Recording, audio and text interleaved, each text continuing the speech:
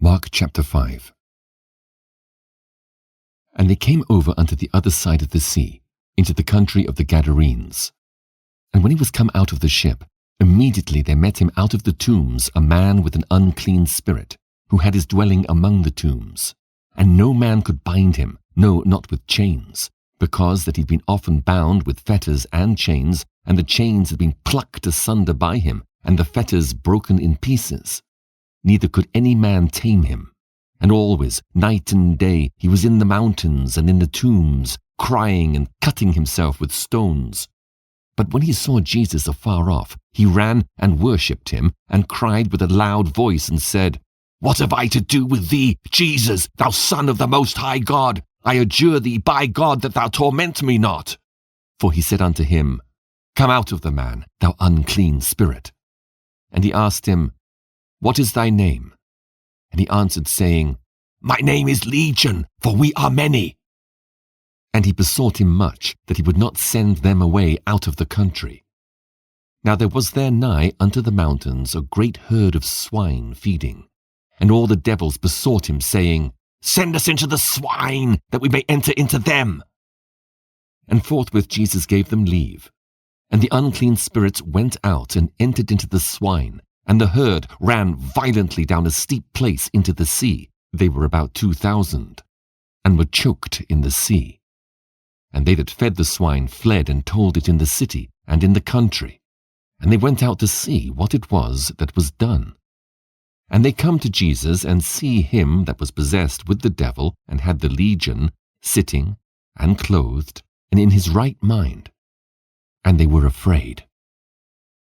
And they that saw it told them how it befell to him that was possessed with the devil, and also concerning the swine. And they began to pray him to depart out of their coasts. And when he was come into the ship, he that had been possessed with the devil prayed him that he might be with him. Howbeit Jesus suffered him not, but saith unto him, Go home to thy friends, and tell them how great things the Lord hath done for thee, and hath had compassion on thee. And he departed, and began to publish in Decapolis how great things Jesus had done for him. And all men did marvel.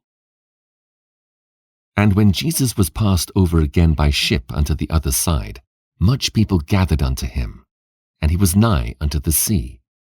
And behold, there cometh one of the rulers of the synagogue, Jairus by name.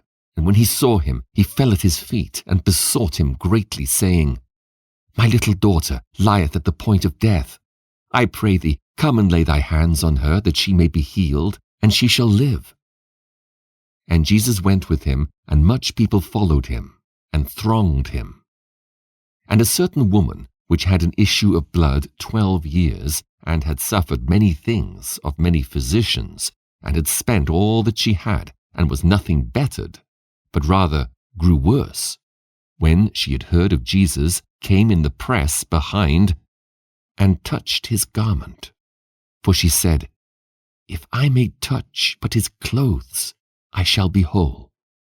And straightway the fountain of her blood was dried up, and she felt in her body that she was healed of that plague.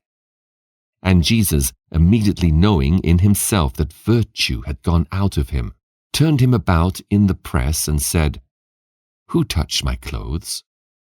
And his disciples said unto him, Thou seest the multitude thronging thee, and sayest thou, Who touched me? And he looked round about to see her that had done this thing.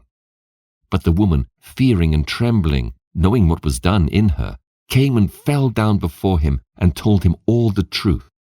And he said unto her, Daughter, thy faith hath made thee whole. Go in peace, and be whole of thy plague. While he yet spake, there came from the ruler of the synagogue's house certain which said, Thy daughter is dead. Why troublest thou the master any further? As soon as Jesus heard the word that was spoken, he saith unto the ruler of the synagogue, Be not afraid, only believe. And he suffered no man to follow him save Peter and James and John, the brother of James. And he cometh to the house of the ruler of the synagogue, and seeth the tumult, and them that wept and wailed greatly. And when he was come in, he saith unto them, Why make ye this ado and weep? The damsel is not dead, but sleepeth. And they laughed him to scorn. But when he had put them all out, he taketh the father and the mother of the damsel, and them that were with him, and entereth in where the damsel was lying. And he took the damsel by the hand, and saith unto her, Talitha cumi, which is, being interpreted, Damsel, I say unto thee, arise.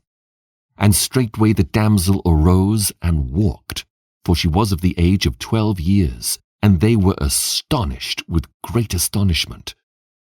And he charged them straitly that no man should know it, and commanded that something should be given her to eat.